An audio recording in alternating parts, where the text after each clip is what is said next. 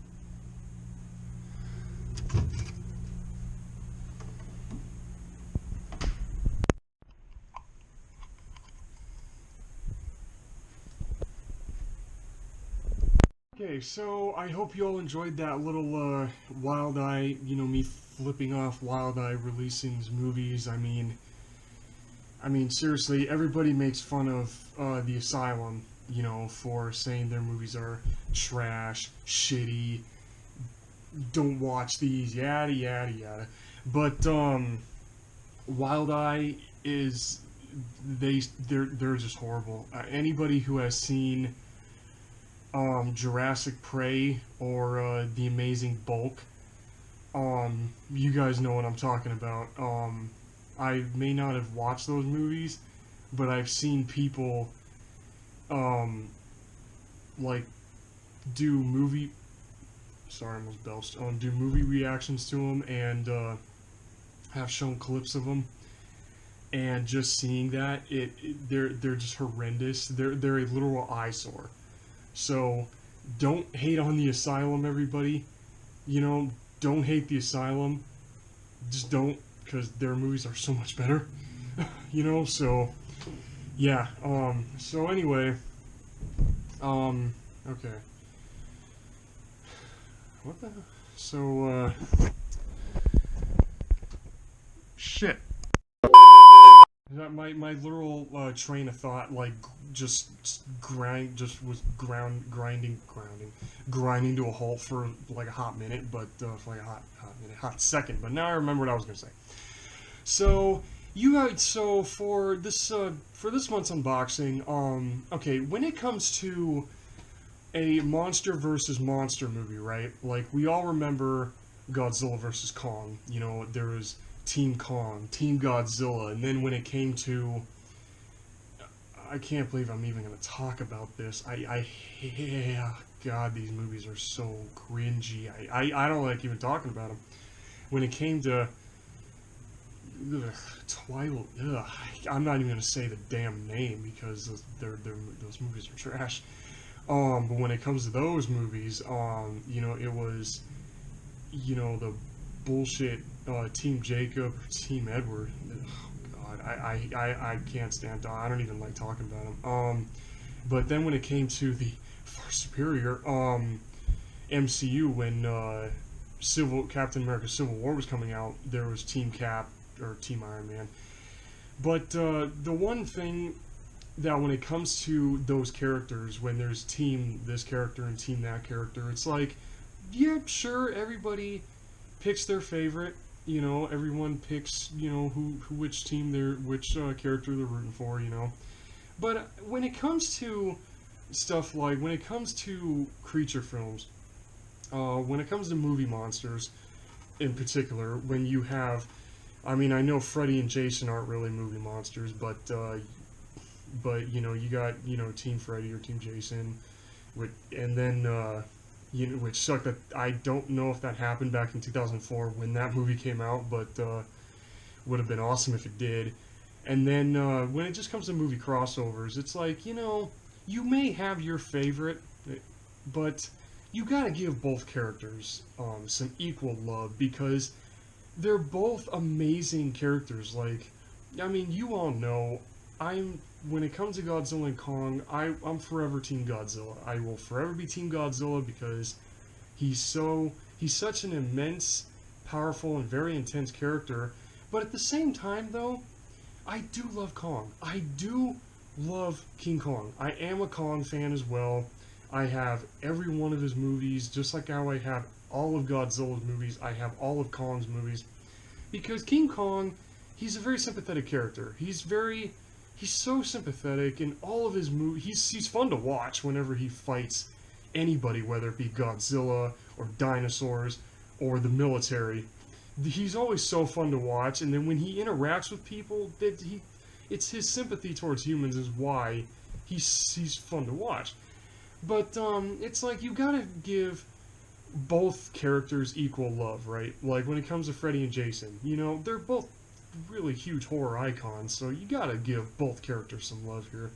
So you all know that when it comes to figure unboxings, I have done Alien. I've done these two Xenomorph figures here. Here's a better shot of them right here. They both just look so badass. NECA, Keep up the good work, guys. But as much as I am a Team Alien, I love the aliens. They're they're fast, they're deadly, you know, they're always so cool. But at the same time, you know, when it comes to Alien and Predator, like I was saying a bit ago, you got to give both characters some equal love, and that is why, from Target, and I hope when I was, you know, opening this can, when I was opening this up, I'm hoping y'all didn't see what I'm about to show you guys this month. If you did, even a little glimpse, it's like, oh well, shit. Sorry about that. But anyway, you gotta give both characters some equal love when it comes to somebody versus somebody. So that's why I have NECA's City Hunter from Predator 2. Now, Predator 2, it's the movie itself is it's like a mixed bag among science, from what I've seen anyway, science fiction fans, some horror movie fans, because Predator does play off a lot like a horror movie, and then there's creature movie fans. You know, those three groups of moviegoers, sorry, are always in a mixed bag with this. Like half of them can't stand this movie, half of them are like, I love this movie, and then there's sorry, not half. There's like, you got the group that absolutely can't stand this movie. Then you got the group that they absolutely love this movie, and then you got the people in the middle who are like, oh, the movie has its flaws, but you know, I still get a kick out of watching it. I'm part of that group that I freaking love this. I love Predator 2. Now, I'm gonna say this now. The first Predator movie with Schwarzenegger, Bill Duke, Jesse Ventura, Shane Black, Carl Weathers, you know, I can't remember the other actors, but those are the first ones that popped in my head. That's a classic movie that'll always be a classic. But I love Predator 2 more than the first movie I love it more than the first movie because I love like the human characters in it, especially Danny Glover. Like, Danny Glover's my favorite character out of that movie. Detective Harrigan. I love Harrigan. He's such a great character to watch. And then you got Bill Paxton. May that man rest in peace, because he's great in the movies he's in. I rest in peace, Bill Paxton. But it's like, why am I always talking? I can't help it whenever I know it's a figure, but I gotta talk about the movie because the movie's awesome to watch, really. The human characters are always so funny to watch. It's like they always play like, you know, the tough guy. They're so perfect for the setting of Los Angeles. You know, in the middle of the summer where there's gang wars and all this crazy shit going on. You know, there's all this shit. You know, humanity goes. Sorry, getting tongue-tied there for a minute. All the bullshit humanity goes through, and then this thing just shows up and just starts killing people. You know, because it's a big game hunter, and, you know, it does this for the hell of it. So, yeah, and the Predator, the City Hunter, who, and I'm not kidding about this, they say City Hunter, it says it here on the box, it says City Hunter, but I found out that this thing's name is Ghost. No joke. I found out that everyone says City Hunter, but its little known name is Ghost, which is honestly I can't say it's better than being called City Hunter. I like both names equally, really. But, yeah, Predator 2, for those of you who have not seen it, who have not seen Predator 2 yet, definitely check the movie out. There's a lot of action in it. It's literally, the thing about the Predator movies is that, just Predator by itself, is that there's science fiction / horror, somewhat, but they lean a lot towards the action movie genre, so it's like it's sci-fi / action with just a little bit of horror thrown in. I mean, unless you want to talk about the 2018 movie just called The Predator, that thing has so much human gore in it, like, good Christ. But anyways, not talking about that. But I would definitely recommend this. And also, spoilers. You know, I always do spoiler talks whenever I talk about movies on this channel. There's a really great scene in the movie in Predator 2 where they show a connection between Alien and Predator, where there's a xenomorph head in the Predator in the trophy room on the Predator ship that Detective Harrigan finds in a subway tunnel at the end of this movie. And how it got there, nobody friggin' knows. Like, no joke, the movie doesn't even show the ship coming to Earth like it did in the first movie. The ship just it's been there this entire movie, and you know, it's so that's the thing. That's actually the cool thing about Alien and Predator is that I don't read the comics. I don't really read the comics. I mean, I've read Alien vs. Predator comics before. I don't even know if I still have that book, to be honest with you. I don't even think I have it anymore. I don't know where it went over the years. But the thing about Alien and Predator is that, especially Predator, really, they don't explain shit in their films, in the movies. They don't explain a damn thing when it comes to. I mean, they kind of do, like in Predator 2. For those of you who have seen it. At the end, when Detective Harrigan fights this guy and kills him, all these other predators come out, and I think there's 8 or 9 of these guys, and in that group is literally called the Lost Tribe, and the reason why is that after the movie got made, all of the suits that were used in the movie for that group were all missing. They just went missing. Nobody knows why or how. But they all just went missing one day, and that's why that group is called the Lost Tribe.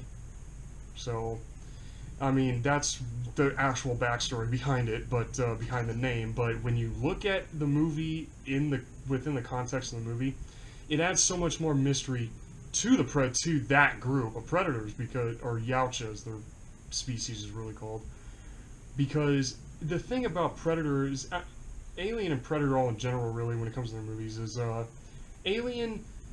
I mean, there's nothing more to explain, really. I mean, well, when you look at Aliens, Colonial Marines, anyway, there's different breeds of alien, and they never explain where the different breeds come from. They don't explain that in that game. They're just there, and you got to survive this shit. But other than that, there's nothing else to really explain. I mean, the 2 alien figures I got, Rhino Alien and I think Chrysalis Alien is what that, yeah, Chrysalis Alien, you know, they don't explain those things, but, other than that, there's nothing more you need to explain about a xenomorph. Whole face hugger, chest buster, and grows into a xenomorph.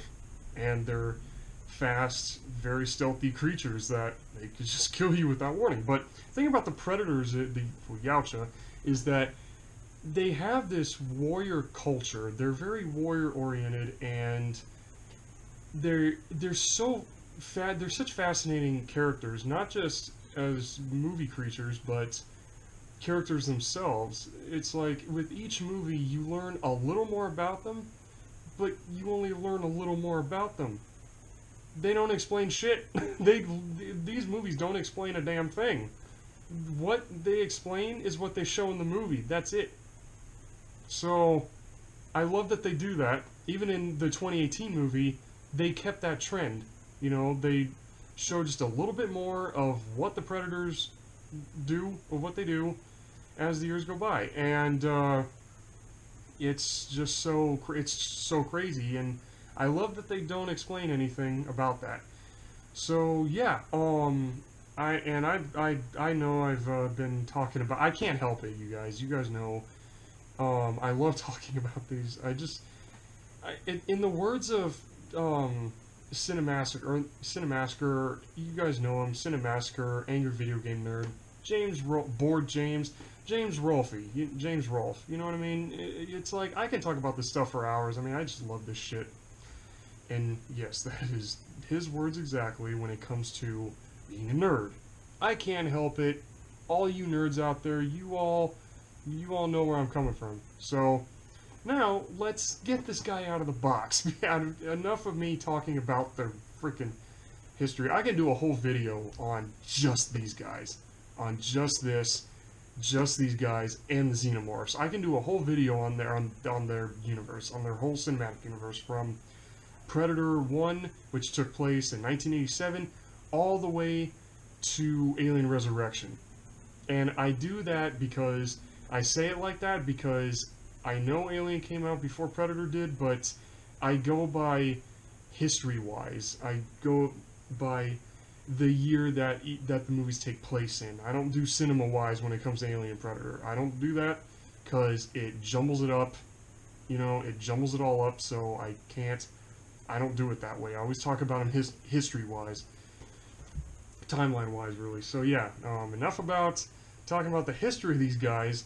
So let's get this dude out of the box, because when I saw this at Target, you know, I did say earlier, I originally was not going to get this, but I am a Predator fan. I know I'm always Team Alien, but I do love Predator also because I love their weapons. I love the Predator weapons. The weapons the Yautja use are amazing. The only one I don't like is the I call it the squeeze net. You know, that net that it sticks to the wall and it just starts squeezing and you can't get out of it? I don't like that weapon at all, because that's like the most disturbing weapon, I think, that out of the Yautja arsenal. I'm not a huge fan of that, so... But every other weapon, I love especially the wrist blades, the wrist blade gauntlet, and the shoulder gun. The plasma casters, those are my two favorites. So yeah, like I said now 3 frickin' times, Rego, come on, let's get this guy out of the box. Okay, so starting out, we have the box art, and the box art really captures the essence of the movie. Like, the art looks amazing. Like, it just, like I said, it just captures what the movie is about and the essence of the movie. So let's see what this thing has. Thing has, shall we? Okay, so here is the picture of it in, you know, full view, and then, okay, so what do we got? We got we got interchangeable heads, pretty much like, the NECA King Kong figure over there. So we got a head with the helmet, and then a head without the helmet, or, okay, I'm actually hoping that that helmet is not attached to that head. You know, you can take the helmet off and interchange the head. You know. Okay, so just from in here, so you got interchangeable hands, and it looks like you got the...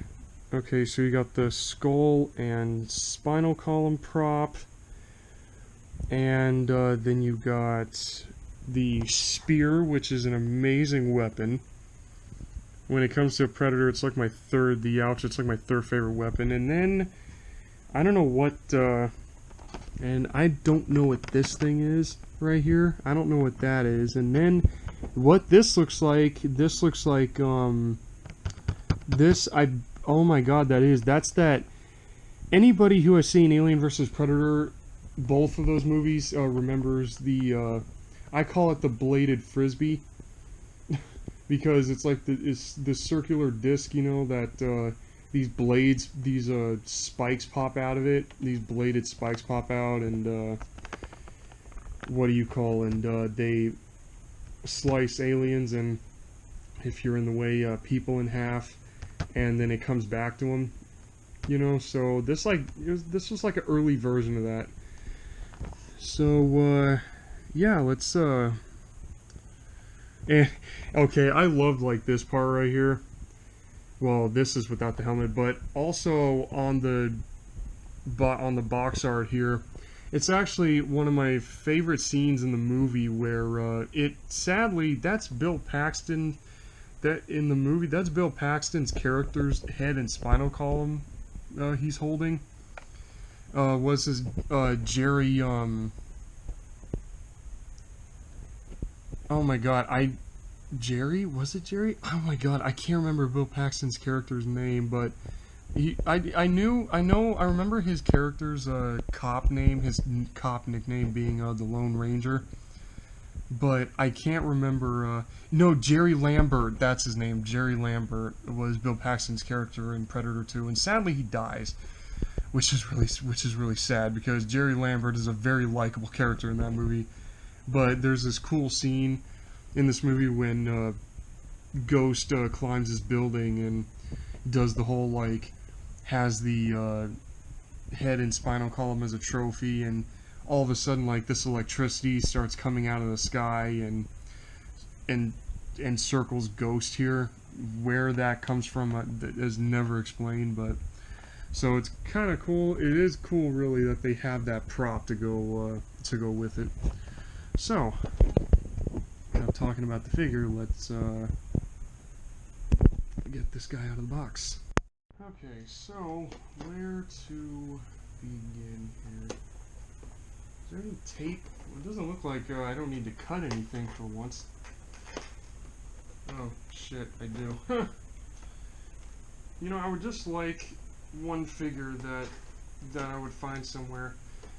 Oh, and if you probably heard that little noise, I got gas too while I was out, and when you go to Chevron, for those of you who live in Las Vegas, or I don't know if it happens in any other state, but at Chevron, when you get gas, you also get a free drink, and you know, I got a free iced coffee, and I always love the ice when it melts because the water tastes like the coffee. So I always love that. So if that little noise you just heard, that's the ice melting. So just letting you all know. Wow, this one was really easy. Wow, this one was really easy to open. Okay, so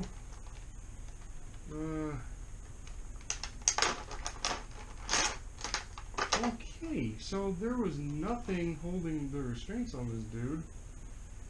Okay then, so right off the bat, okay, so let's check out, okay, so let's, crap. Okay, I already have one con with this figure. Remember earlier when I was talking about the head? Yeah, you can see the helmet is attached to the head, which really sucks. I'm sorry, but this is my one con that I have with this figure. It would have been so much better if, what do you call, crap, what do you call, I don't know, just my one con that I have with this is it would have been better if the helmet came off separately, and you know, there would have been another face under that. You know, that's my con with this, is the helmet should not have been attached to this head. It would have been cooler, like I said, if the helmet came off, revealing a different head, and you can, with a different expression on it, and you could have put the other head on there. So that's the one con that I have with this. But other than that, everything just looks really, really detailed. Like it's just so weird. Oh no, there's another con. The netting that he wears is attached to the skin. It looks like it's painted on there. So that's another con. The netting just doesn't, the netting makes no sense.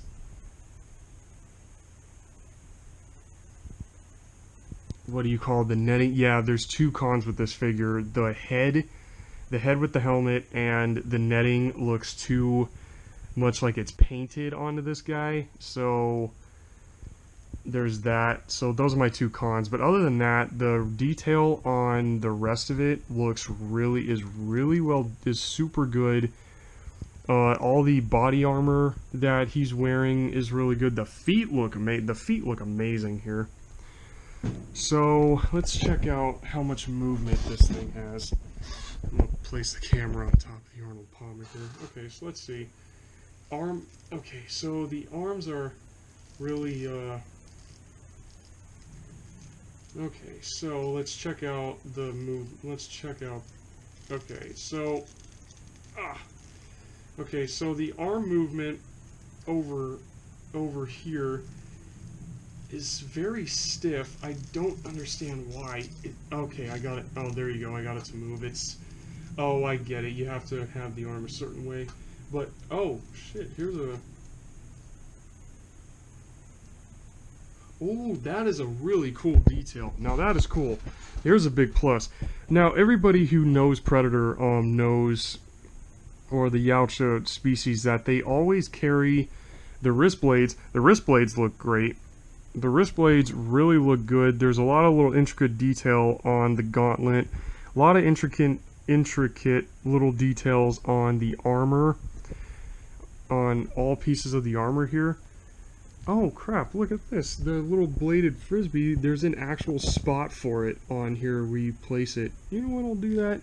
I'll put it in there here in a bit, see how it looks. But what do you call? I love this right here. Look at that. That little bomb opens and holy shit, look. I don't know if you guys can notice, but look at that. There's like the little number sequences in there.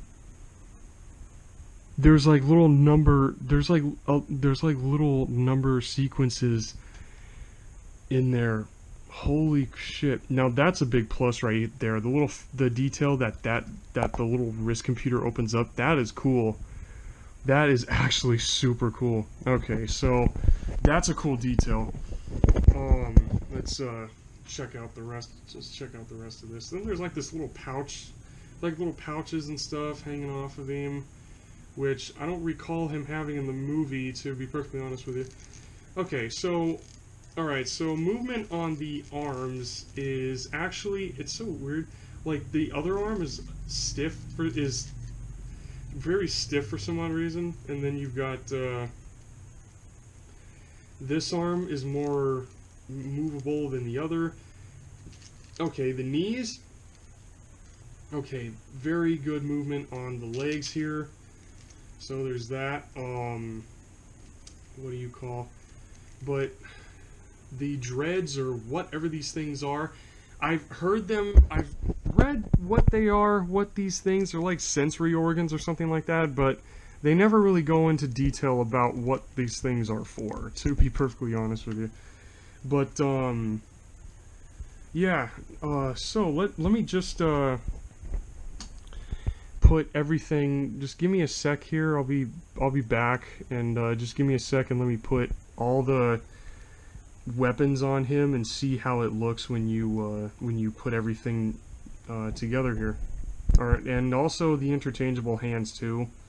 So yeah, let me put everything together on this guy, because when it comes to the Yautja, they're always armed all of the time, and I love it in the movies where when they're about to fight something hand to hand, they remove all their weapons before fighting somebody. So, like I said, they're a warrior race of aliens. So yeah, give me a sec, everybody, and I'm gonna put the weapons on this guy, and I'll show you all what it looks like. But detail-wise and everything, this figure gets a solid, I'm gonna say a I'm gonna say 7.5 out of 10. Intricate little details on the armor and a little bit on the skin.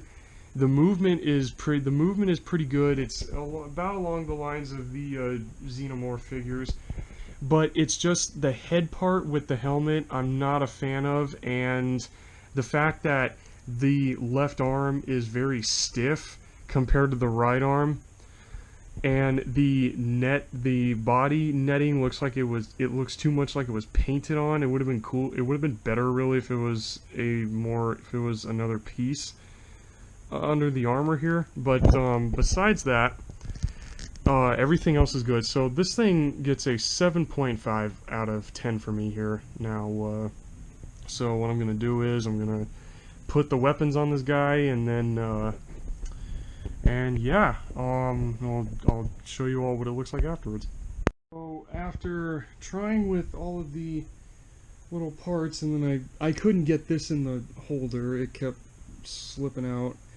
But so that's another con. I think my score is going to change here because this doesn't go in the little holster on the hip like it was supposed to. And okay, and then this is the spear when it's closed, which is really weird. Like, why couldn't they make the spear like come out of the holder like that? I don't know why they couldn't just make the spear come out. So there's that. And also with the hands, the gripping, I wanted to have like, you know, the spear in this hand and the spinal cord here, but it wouldn't go in. So I think my score has changed for this figure. I think this is a 6 out of 10 because the hand parts are like, they're way more complicated than they should be. So I just put Jerry's head and spinal column hanging off his back, like it did in the movie when he was climbing the building here. So I just have that. So would I recommend getting this? So do I recommend getting this one? I do, but you gotta deal with just the fact that there's the interchangeable hands and everything are just like way too complicated than they should be, and that the bladed frisbee doesn't go in there, doesn't go snug in there like it's supposed to or whatever. So yeah, oh, and then another thing that I did not point out is this. Look at this. The plasma caster moves. Look at this. See, look at that. The plasma caster moves when you look at this. It moves, which is really awesome. So yeah, my score is officially a 6 out of 10 for this. I mean, just the interchangeable parts and gripping, some of the accessories that it came with could have been done so much better, you know. But overall, just if you're an Alien and Predator fan, I would recommend getting this, but it's just the parts are my biggest cons with it, and same thing with the helmet. So yeah, 6 out of 10 for this one.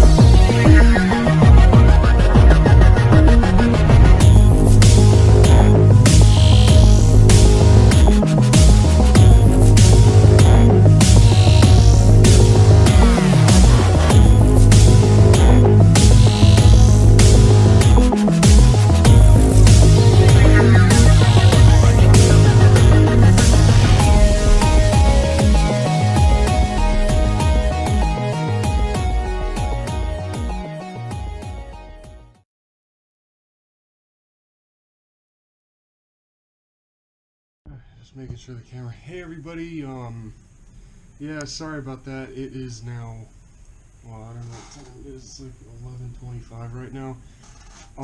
When I was talking about the ghost predator figure, that was at like six something. So what do you call? So this is just like, I had to go help my boy KMD and Alan with something, and yeah, I was gone for like 4.5 hours. So yeah, sorry about that. Tomorrow, tomorrow morning, when I get up here, I'm gonna talk about the movies that I got. All right, cause I drove around for like 4 hours, and it's like I'm exhausted right now. So yeah, or I'll probably just charge my camera and then and talk about the movie still here, because I know my GoPro, it doesn't take that long to charge, you know. So just I'll just charge the camera here, so I'll see you guys in a little bit. I can talk about the movies.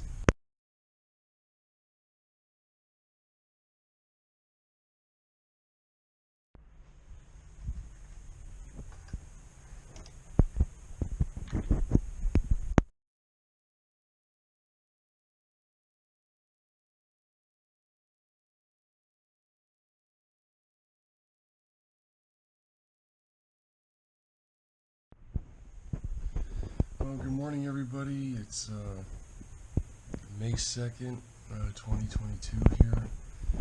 I know I said yesterday that I was going to wait for my GoPro to charge here before, I talk about the movies that I got for this month's movie haul here, but yeah, I fell asleep. Oh, man. Yeah, so I literally just woke up about I think 12 minutes ago. So yeah, I would have talked about the movies that I got yesterday, but like I said in the footage from yesterday, I had to go help my buddy KMD Allen with some stuff, so it's all good though. So yeah, let's talk about the movies that I got, shall we? Okay, so for the first movie in this month's movie haul, we have the next DC animated movie, Justice League Gods and Monsters. Now, I've never seen this, so I've got no idea. I have no idea what this is even about, but it's so weird that it's called Justice League when, oh shoot, well, on the cover you got, I see Batman and Wonder Woman in the back, and I don't know who these three are. I don't know who these three are here. So I got nothing for that. Is that Owl? No, that's not Owlman, but I've got no idea, but all I know is that it's the next DC animated movie from the franchise list going in order here. So yeah, whenever I watch it, I hope this is a good one. So for the second movie, I have the next movie in the MCU after Iron Man 3. We got Thor 2: The Dark World. I remember watching this movie one time, at least once. I didn't go see this in the theater, but I did watch this on TV, I think one time.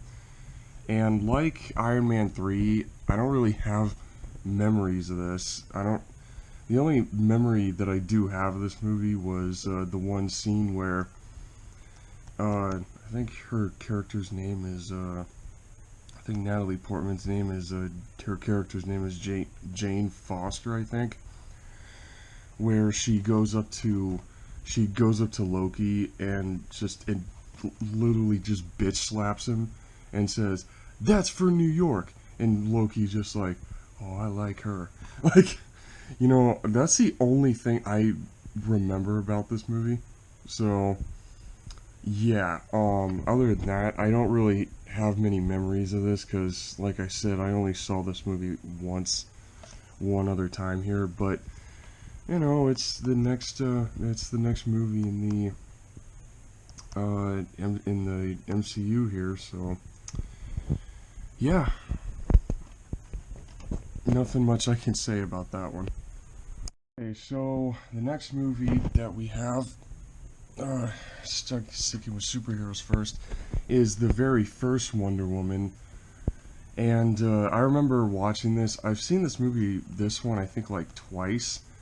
And it's so crazy how this movie takes place during, I think, World War I. So she's basically the female Captain America of the live action DC universe, I guess, because, it takes place during a war. But this is a really good one. 1984 Like 1984 is good, but this is a really good DC movie, and just and the fact that Gal Gadot or Gadot, I don't know how you really pronounce her last name, but the fact that this woman was, I think, like 5 months pregnant while making this movie, and the fact that she did all that while she was that far into being pregnant is insane. That's crazy that she did this while, expecting. So props to her, and she just does the role so good. But what's so crazy is how they just made her like a female Superman. It's like Superwoman, I guess. That is just crazy. Because I remember the one scene out of this movie there's like two scenes I remember out of this movie very fondly, and there's like, it's not on the back. It's not on the back of the cover here, which sucks. But she just like in the middle of a battlefield, she just like jumps into the air and into a church. And as soon as she jumps in the church, the whole like top half of the church blows up. So after she jumps in it, and then there was her love interest right here. I forgot this character's name. Like this dude right here. I forgot the guy's name, but I think he's a pilot, I believe. Where he literally just he's shooting at some Germans, some like German soldiers. Sorry, like I said, I just woke up. I still just woke up, so I'm still trying to get fully awake here. And the dude just points his rifle to the left and just gets a kill without even looking. Like he literally just points a rifle left and gets a kill. He didn't even look. He looked straight ahead and got a kill.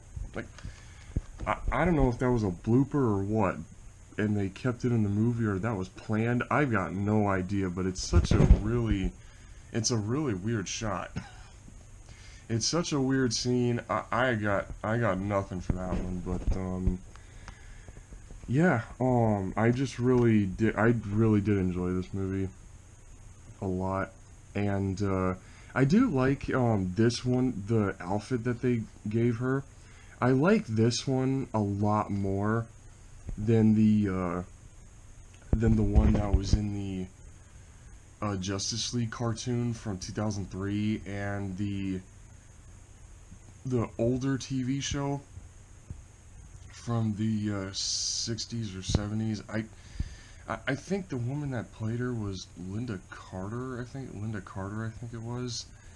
I think that's that actress's name. I've got no clue, because the only old superhero TV show that I've ever watched is The Incredible Hulk with Lou Ferrigno and Bill Bixby.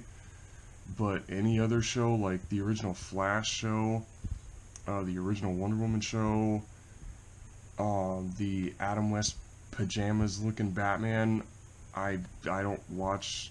I'm not really a fan of those kind of shows. So yeah, I'm just saying, like, I like the new outfit that they gave Wonder Woman in this movie instead of the one from the comics, But, that's just me personally. So yeah, this is a really good one. Any DC fan really who has not seen this definitely needs to check this one out, because it kicks a lot of ass. It kicks ass. The story of I think the whole thing about this, and it's a lot with superhero movies where it's like trying to find out who you really are and where you belong in the world, and also just trying to help those in need, because that's what Wonder Woman does. Like, she chooses, or Diana, her name is, sorry. Like, that's what she chooses to live her life like. She chooses to go out and help people, So it's really cool that she decides that. But yeah, definitely check this movie out. So for the next movie, one thing that I have not done on this series is I've never talked about the master of horror himself, Stephen King. I've never talked about Stephen King on this series because when it comes to his movies, I've never really been a Stephen King fan, to be honest with you. I mean, I am a fan of Cujo. I do like Cujo. Don't get me wrong, I do like Cujo, but mainly because that plays off as a monster story, even though it's about a rabid dog. You know, and speaking of Cujo, put me, sorry, let me know down there in the comments, anybody who has very fond memories of that movie, because I remember watching that movie when I was I think a sophomore or a freshman in high school, and the dog that they used in that movie, the Saint Bernard, you know, I feel so sorry for that dog. That I mean, I like the fact that they used a real dog in the movie, but it's just the fact that to make the dog look rabid, they put all that disgusting wet shit all over it, and to make him look gross. So, oh my god, it's just crazy what they did to that, what they had to do to the dog to make him look nasty and rabid. It's like, I do like the use of practical effects, but it's just like, oh my god, I can't believe that dog let them do that to him. It's just crazy. It's a good movie, but it's just the makeup department who worked on the Saint Bernard for Cujo, just, good lord. But the reason why that I'm talking about Stephen King is because I got one of the movies made off of his stories, and you got The Dark Tower. Now, to my knowledge, from what I've learned about Stephen King, like the Dark Tower series of Stephen King stories is I know Marvel Comics there's a comic book from Marvel made of the Dark Tower, but when you read the books itself, from what I've gathered, the books are boring. Like the Dark Tower novels, there's like 5 books, and they're just incredibly boring, I guess. I don't know. But this movie is only an hour and a half, which is, it's really weird to see movies come out in the 2010s that are only an hour and a half. But I didn't watch this movie all the way through the first time I tried to watch it, because it's not horror at all. It's more sci-fi-ish. It's sci-fi, and I just remember and of course when I talk about movies on this channel, spoilers.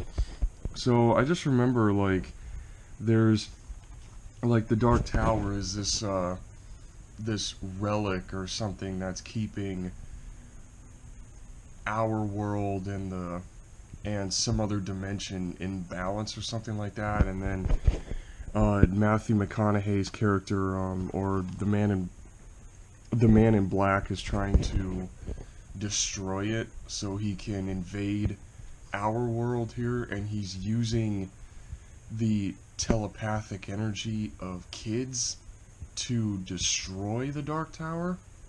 I mean, that's just from what I've seen. And then this kid finds Idris Elba's character, the gunslinger, to help him with that. And apparently the gunslinger's been trying to fight the Man in Black for years, I guess. And I just love Idris Elba in this movie, because I just love him. He's I think he's my 3rd favorite character after Stacker Pentecost in the first Pacific Rim, and Moreau from Ghost Rider Spirit of Vengeance. I mean, there's just this one crazy slow-mo shot in this movie where he tries to reload, and with his revolvers, he catches the bullets in midair, and he reloads. I just thought it was like a really cool little shot. But like I said a little bit ago, I have not seen this all the way through, so I've got no idea how this movie ends or none of that. I just remember getting, I think, like 30 minutes into this, and then I'm not saying I didn't finish it because I think it sucked. I didn't finish the movie because I had to go somewhere that day, and I, honest to God, completely forgot about it. So I saw it, on DVD at Zia's, and I'm like, oh, this movie. So I just picked it up, just cause, really. So, trying to get them. So you all know that of course, I've said it a bunch of times. I'm a huge Asylum fan, so of course I have to do it again for this month's movie haul here. So first up, we have the disaster movie 40 Days and Nights, and apparently this movie is a ripoff of a vampire movie called 40 Days and 40 Nights. But aside from the title, it's a disaster movie. It's like the world gets flooded in this movie. So how is it a ripoff? Like there's some Asylum movies where I look at them and I'm like, how the hell are they ripoffs? Like, I am so confused. How are they? I don't get it. I don't know why some people, call it like ripoffs when I don't get it. I honest to God, I don't get it at all. To be perfectly honest with you. But I just remember watching this movie.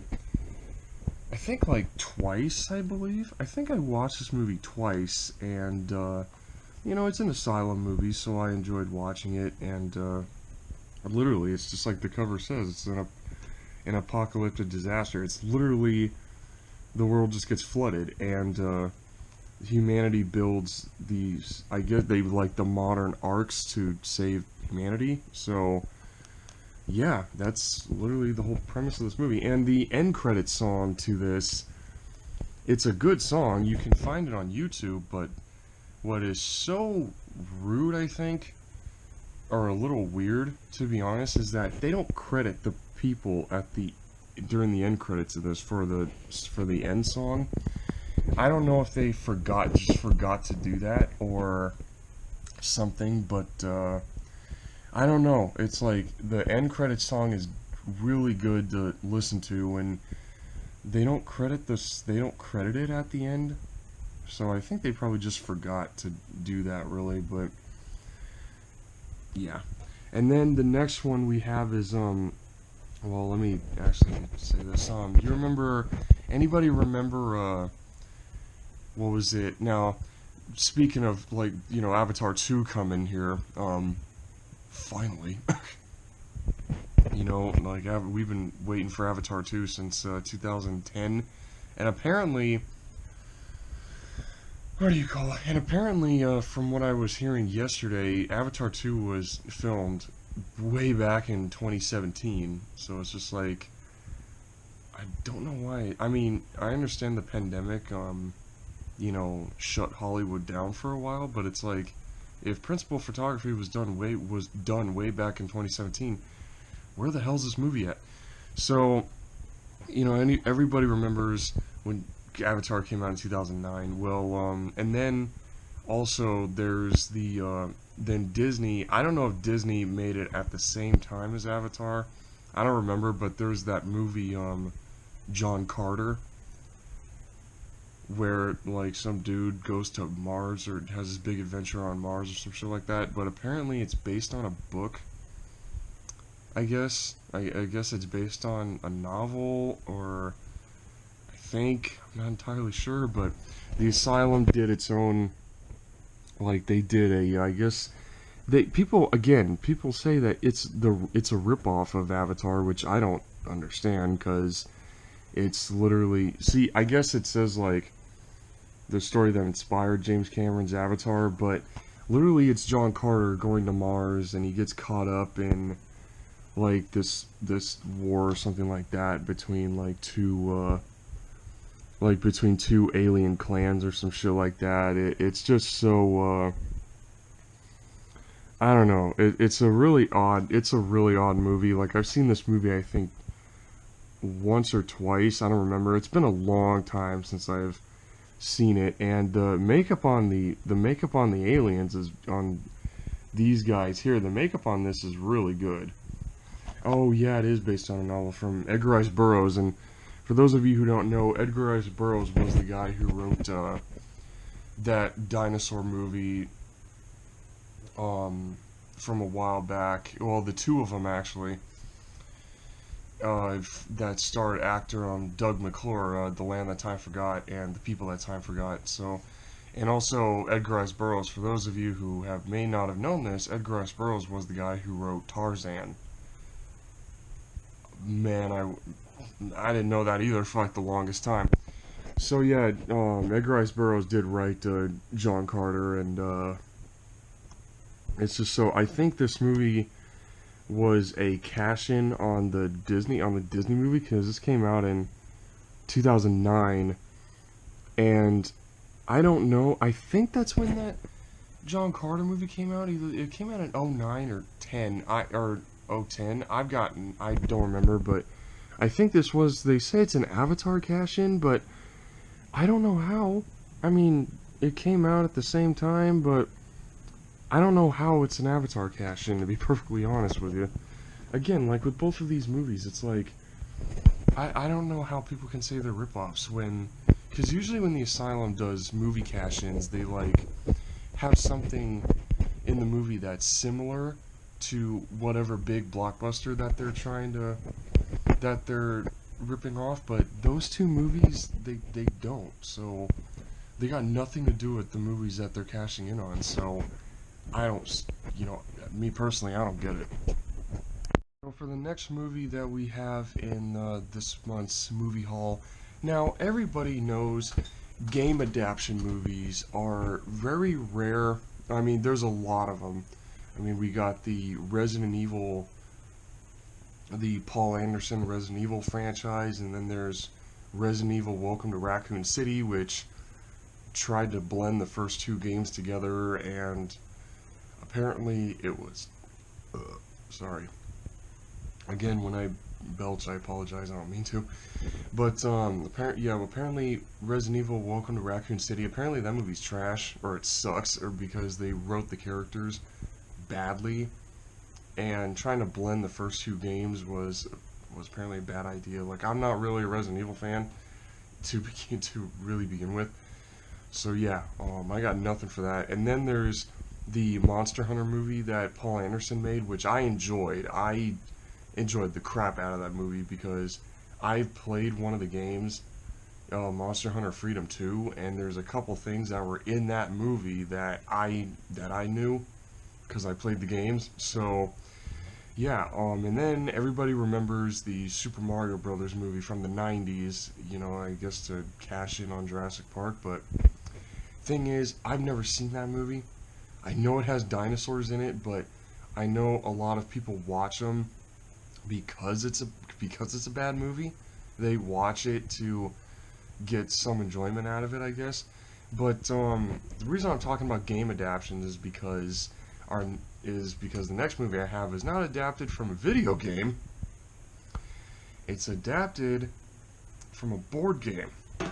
Because here I have the Battleship movie from, I want to say, shoot, 2012, adapted from a Hasbro that everybody remembers. Battleship, you call off what square or whatever your ship's at, and you shoot a missile at them or whatever.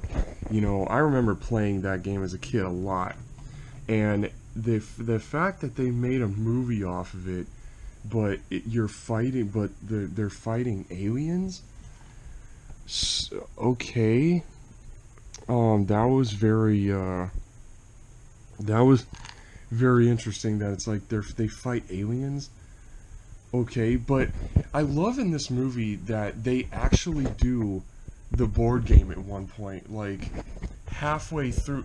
I think it's like halfway through this movie, they actually do the whole grid thing like the game, and then they call out each little like letter and number or something like that where these alien ships go to, and they shoot them, and that's how they defeat the aliens. That is actually awesome. But and what is it? There's something. Oh yeah, and then I forgot that it's so weird how like Liam Neeson's in this movie, but they underutilize him. He's not. He's barely even in the movie at all. Like you'd think that since they put him in the movie, he'd be helping. He'd be helping fighting the. He'd be helping out fighting the aliens, but no, he gets stuck out in the middle of the ocean with some of the other ships, and he can't join in the action. So it's like, why are you even in this movie at all? But I do remember also it stars Alexander Skarsgård, who would later play in Godzilla vs. Kong as the character Nathan Lind.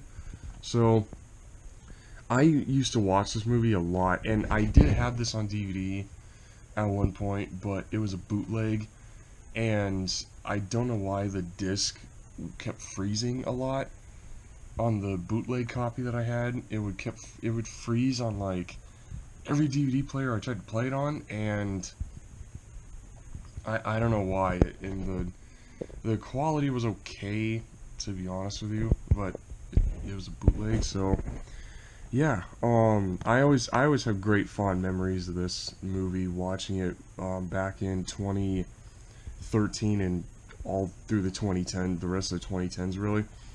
And I love how after this movie came out, they re-released the board game, but they made it like this. You can either play as the humans or the aliens. So yeah, and people always say that this movie sucks or whatever, but you're supposed to, just turn your brain off when you watch movies. Like, that's the whole point. Like, this movie is an example of, like, when you watch a science fiction movie, you're supposed to turn your brain off. I remember I had a dream one time that one of the aliens in this movie was chasing me through a hotel room. I don't know, it was really weird. One of the aliens, when they show themselves, I remember being chased through a hotel hallway by one of the aliens out of this movie. And some of the best parts are these giant spinning things that I could swear are like something out of any of the Transformers movies, because I think there was something in Transformers similar to this, I think.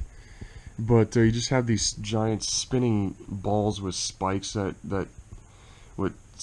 come out of them, and they just like roll around and wreck shit.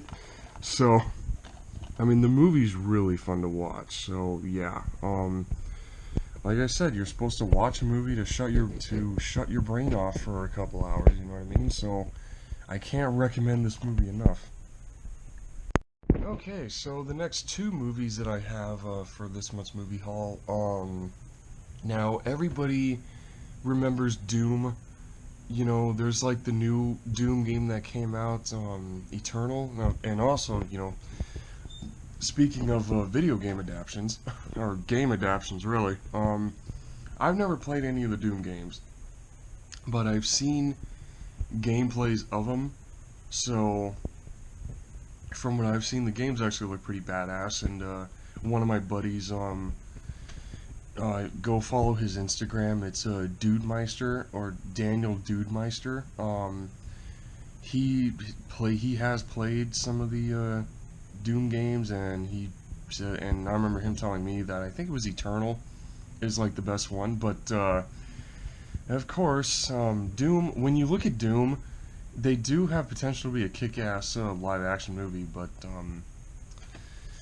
well, I bought both Doom movies because I guess like you have the first one from 2005, which to my knowledge Doom takes place in hell, but this one takes place on Mars, I think, which is weird. It takes place on Mars, and this movie came out I think in like 2005, and I haven't seen this movie in God knows how long, but I used to have this on DVD, but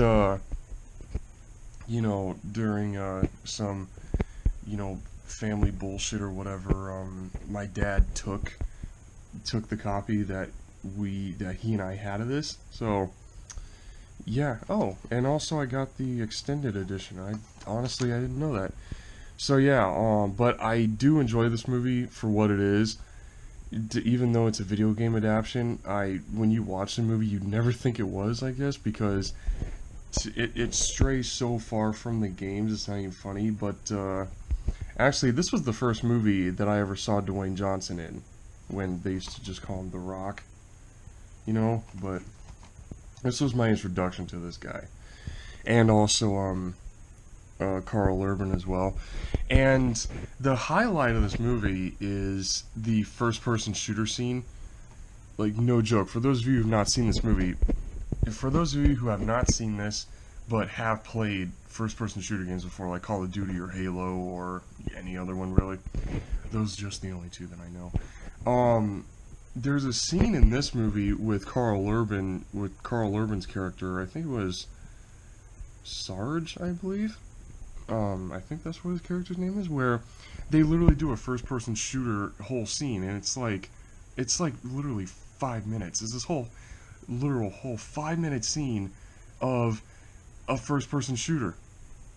Literally, it plays out exactly like a first-person shooter game for a straight 5 minutes, and it's like the literal best part of this entire movie. But I enjoy this movie for what it is, but that first-person shooter scene is just so badass the way it plays out. And I do like the setting that it takes place on Mars, and then there's the traveling thing that these Marines go to get to Mars.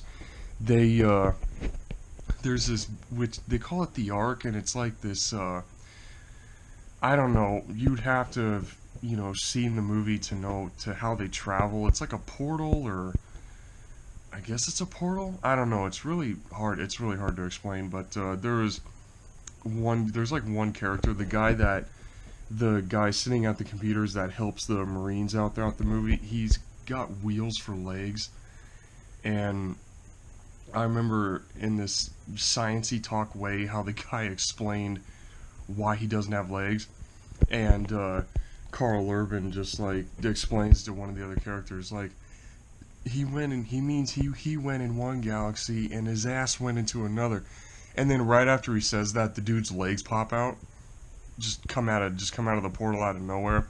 But then sadly, the dude with wheels for legs turns into a monster halfway through the movie, and Karl Urban had to kill him. So there's that. But I will admit, though, the thing about this movie is that when it comes to some of the monsters in this, when humans go full alien monster or whatever, I don't remember how. Like, they start off as like acting like zombies or whatever, and then they just turn into these demon-looking things, alien-looking things. The thing about this that I do have to really appreciate, it uses people in suits for the monsters, which I know I've said a lot of times I am a fan of CG, but I can appreciate the use of practical effects in a movie, so in a creature or science fiction movie. So yeah, if you just want, again, just like I said with Battleship, if you just want to shut your brain off, watch it. Then I guess they were supposed to try to make a franchise off of this movie, because in the 2010s we got Doom Annihilation, which is a remake, I guess, or a reboot or some shit like that, and this movie was supposed to be based more on the games. I tried to watch this on the Amazon Fire Stick one time, and much like The Dark Tower, I had to leave. I had to go somewhere, so I couldn't finish the movie all the way through. But I guess this is supposed to be like a remake that sticks more to the game than the 2005 movie did. And the reviews that I've seen of this, it's a mixed bag, where it's like some people say it sucks just like the 2005 movie, or this one's better. Like this one's better, and it's a lot more enjoyable than the first one. So yeah, I don't know how much this sticks to the games, because like I said, I've never played Doom. So whenever I finish these movies, will I finally do like self-review that series. I've done like 3 movies, I believe. I've done Jurassic Predator, A Quiet Place Part 1, and Howl from Beyond the Fog. So will I get back on that series and talk about these? If you guys request that I do, then, you know, I'll definitely go for it, because I do want to get back into doing movie reviews, you know, on my channel. So yeah. Okay, so for the next movie that we got, now back in 1975, right? Everybody knows, well, 1975 in Japan, you know, Terror of Mechagodzilla came out. But here in the US, everybody knows the movie that came out in 1975, Steven Spielberg's Jaws. You know, his second ever movie, but it's still one of the most iconic creature movies ever made. You know, and it invented the term summer blockbuster and earned, I don't know how much money that movie made when it came out in theaters in that time, but it's still an iconic piece of cinema history, really. And of course, you know, and it's always so weird how people always make fun of the Asylum for making a bunch of movie cash-ins when, man, back in the 70s, man, Hollywood studios were a lot worse. Like, movie cash-ins were coming out left and right. And of course, when it comes to like Jaws ripoffs, there's a lot of like killer fish movies that were coming out, and a lot of them suck. I mean, I've seen people's reviews of them, and they show clips of the movie, and oh my god, the movies look like ass. So what do you call? Sorry about that. Hold on a minute. Just gotta itch my nose here. Sorry. What do you call? And one of the famous Jaws ripoffs that I've seen is this movie here, Grizzly, from I think 1976. I love how you have this movie, and then in 1976 there was the Dino De Laurentiis King Kong remake. So yeah, I remember watching this movie on YouTube one time, and I do remember enjoying it because, what do you call? I mean, just look at this.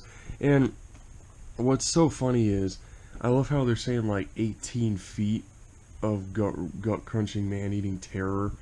When and look at this. This is the actual poster, I found out, and they just made it the DVD cover here. But you see like how huge the bear is, right? But the one thing that I do enjoy about this movie is that it uses, what do you call? It uses a real bear in the movie. It uses an actual grizzly bear for this movie, which I can appreciate, you know. But I just remember seeing on behind the scenes where they were so careful around this thing. A lot of people on set were actually scared because, you know, it was trained, but at the same time, it was still a wild animal. So yeah, I can appreciate the use of a real bear in this movie. But the whole thing is I love how they say in this movie that it's, what do you call it, that the grizzly in this movie is an Arctodus, which is, and for those of you who don't know, an Arctodus is a giant prehistoric bear, also known as the short-faced bear. And the name literally means what it means. It's a bear with the face like a friggin' bulldog. And another name for it is called the bulldog bear. And it stood standing on 2 legs. It was about like, I've heard it was like, you know, 13 or 15 feet high. It was a pretty big ass bear when standing on 2 legs. But and you know, but when you look, it's just as big. It's a real grizzly bear. So it's so weird how they're saying it's Arctodus, and yet it's a real bear. I mean, they could have, you know, green screened it a bit to make it look bigger. They could have done that, to be honest with you. But the one con that I do have with this movie is that when they show scenes of the bear, it clashes. The scenes with the real bear, well, with the actual grizzly, clash just horribly with this this bear suit that they have in this movie. They don't use it very often, but when you see it, it's so obvious that it's a guy in a bear suit, and it does not look good at all. But they say this is a yeah, see, look, it even says it. It even says it right here, a Jaws ripoff in absolutely the best way. This is a good movie, and don't get me wrong, it's a good movie, but yeah, it is a Jaws ripoff, straight up. And apparently, there's a sequel to this, Grizzly 2: The Predator, with a very interesting backstory. Like, Grizzly 2 was being made, I am gonna get this wrong because I never really looked into this movie. Hey, sorry about that. Once again, the the GoPro's memory got filled up, so I had to get all the footage and put them on a flash drive, so I can get this video put together here. Now, as I was saying about Grizzly, there's a sequel to it that has a seriously interesting backstory, where number 2, I think, was going to come out in, now, I haven't really looked into this for a long time, but it was either supposed to come out in, like, either 1978 or somewhere in the 1980s or some shit like that. And it was going to be the Carnosaur of bear movies, and what I mean by that is, for the bear, instead of using a real grizzly like they did in the first movie here, they had this giant bear puppet that they were going to use for the movie, and half the movie was filmed. Half the movie, the movie was halfway done being filmed here, and then all of a sudden, one of the staff, I think it was one of the guys who worked on the bear or something like that, stole the bear, and then stole the money. And to this day, nobody knows where it is. I mean, unless somebody found it, I don't know. To my knowledge, the money nor the bear was ever found. And the movie wasn't done. But then, like, in the late 2010s, they finished the movie, but they filmed new scenes and then just made them look old, I guess, to finish the movie. I don't know. I'll put the trailer for that in the description below.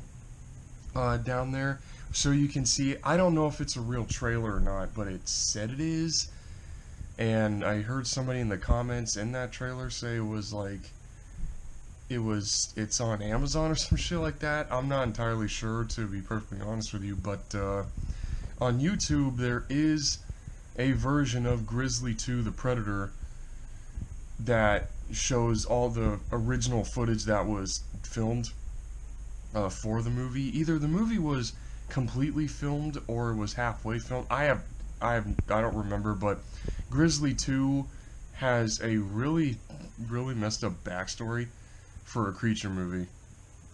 So yeah, I haven't seen the second one, to be honest with you. Do I have any intention of watching it? I have no idea, but alls I know is that the first movie here is really fun to watch. Yes, like I said earlier, and the cover even states it, it's a Jaws ripoff, but it's in the best way. It's just such a good creature movie to watch, and the fact that they use a real bear in this movie makes it better.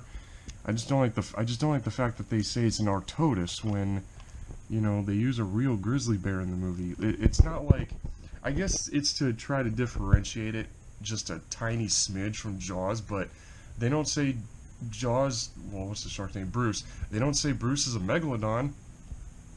I mean, in the novel of Jaws, they said it, but they say like one line of dialogue that the shark was probably a surviving megalodon, but they don't ever say it in the movie. They just say in the movie that it's a great white. So yeah, do I recommend watching this? You bet your ass I do, cause and the bear gets a lot of screen time. This movie's an hour and a half long. It's 91 minutes, and the bear itself, I think, gets like 8 minutes of screen time out of this movie. So yeah, it is very well. It is very well worth watching. Okay. So now for this next movie, we're almost done here. We've got 2 more movies to talk about. Now for this next one here, this is a movie that I've only seen one time on the Sci-Fi Channel, and because you all remember in April when I did my movie haul, I talked about a lot of Sci-Fi Channel creature movies. So there's the next movie I'm going to talk about. I've only seen it one time. I was in middle school when I saw it, and I don't have no memory of it at all, except the designs of the creatures. You know, those are the 2 things that stuck out to me, and it's this movie here, Fire and Ice. Now, and I just remember, like, it was a white dragon and some fire dragon that, you know, that beat the crap out of each other. Like, that's what I remember out of this movie. But the dragons look like, they look like stingrays. The dragon designs in this movie are really interesting. They're not your traditional dragon designs. They literally look like flying stingrays. And that's the one thing that is the one thing I remember about this movie. So yeah, I don't have much to really say on this other than just the creature designs. It's just really interesting because, you know, they're dragons and yet they look like flying stingrays, which is really weird. So yeah, that's really all I have to say about this movie because, like I said, I watched it one time on the Sci-Fi Channel when I was in middle school. So other than the creature designs, I got no memories of this movie at all. So we got one more movie here for this month's movie haul. Now, remember earlier when I was talking about Battleship, with it being a bootleg? Well, this last movie that we got is another one of those movies. It's a Godzilla movie that, you know, looks, the copy that I have of it, which I'll show you here, right here. I'm not going to show you what movie it is, but you see like the pink cover right here? Exactly. So that's like the bootleg that I had growing up. But when I watch it again, it's like, oh my god, you can tell it's a bootleg. So the last movie that I have for this month's movie haul is Godzilla Final Wars, and I don't think I've ever talked about a Godzilla movie on these movie hauls. No, I have not. I most likely will talk about him.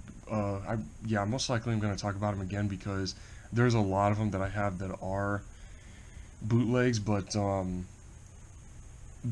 lot of them are like in still regular DVD quality. So yeah, but Godzilla Final Wars is like the most bootleggy looking one, where the YouTube quality is like standard definition YouTube quality. So yeah, and Godzilla Final Wars, it's not one of my, I may have to rethink my top 10 Godzilla movies, because I don't remember this one really being in my top 10, but this one is definitely a good one.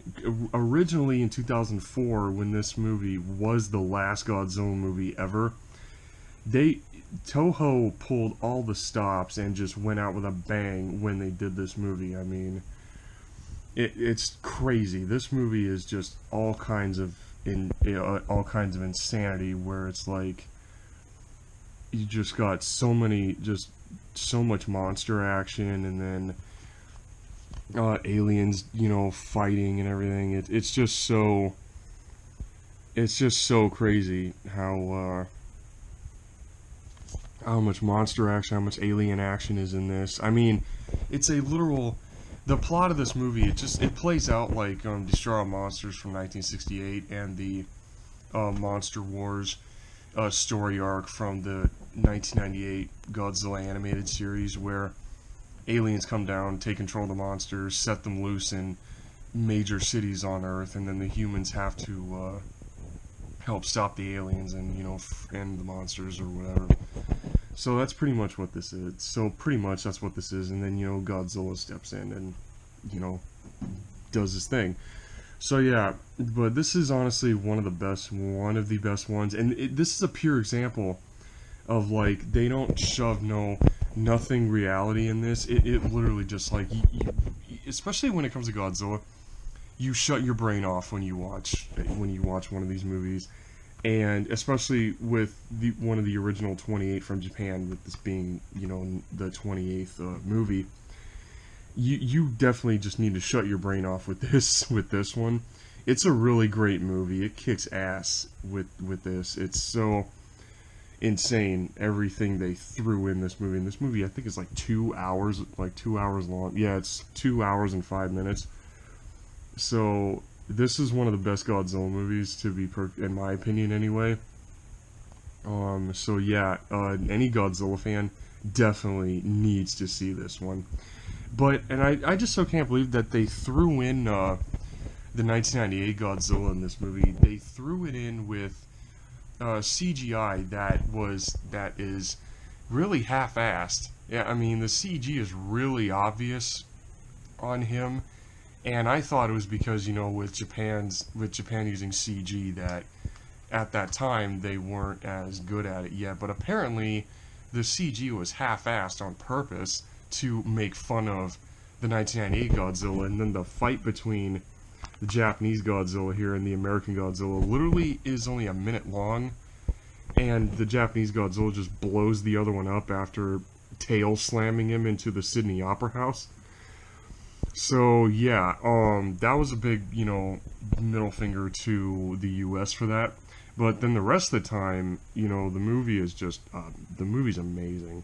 This is one of, like, the best ones. And I also love, like, you know, the 50th anniversary label on it, because I know Son of Godzilla, Godzilla vs. Hedorah, Godzilla vs. Gigan. I know there's like this collection of Godzilla movies that are part of the 50th anniversary set.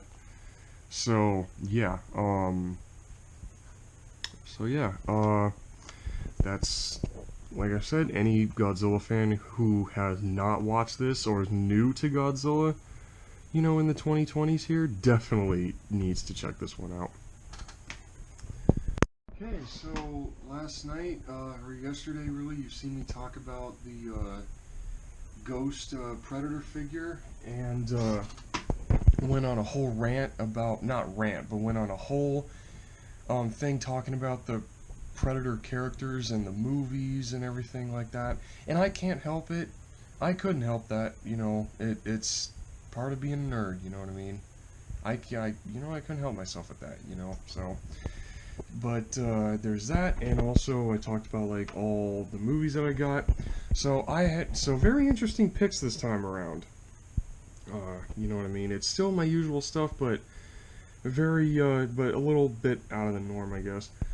So yeah, I had a lot of fun doing this, like I did the other three. So please be sure to like, share, and subscribe. I say this at the end of the video. So yeah, yeah, please like, share, and sub, and also don't forget to follow me on Instagram at LizardMan2021, and also for those of you who have a DeviantArt, please come watch me at Dimetrosaur 2022. I post kaiju fan art and dinosaur art on there. So yeah, links to both of those are up on the banner on the, I think it's this way on the, I think it's up. I know it's in the bottom right corner of the banner. So, and I hope I'm pointing to the right direction here. So yeah, I hope you all enjoyed this video, and yeah, this is Tim W. Rago, and I'm gonna say peace out, everybody, and I'll see you all in whatever video I decide to do next.